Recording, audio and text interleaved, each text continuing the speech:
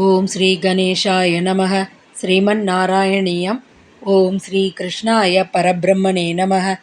தசகம் 27, ஸ்லோகா 10. दैत्यौघे भुजगमुखान्निलेन तप्ते तेनैव त्रिदशकुलेऽपि किञ्चिदार्ते कारुण्यात्तव किल देववारिवाहा प्रावर्षन् अमरगणान्न दैत्यसङ्गान्. Word by word meaning. He Deva, O Lord. Daityauge, when the Asuras. Bhujaga Mukhanilena Tapte, were tormented by the poisonous breath of the snake.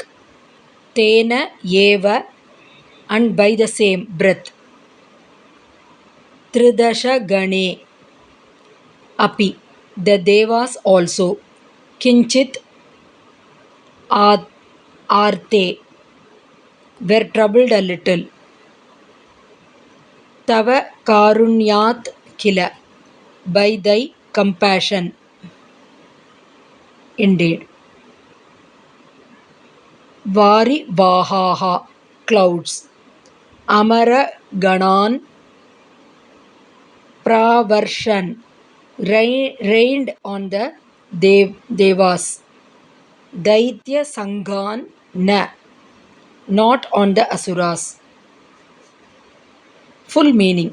O Lord, the Asuras were greatly tormented by the poisonous breath of the snake, since they were at the head end, and the Devas were also troubled, but to a small extent only, being at the tail end.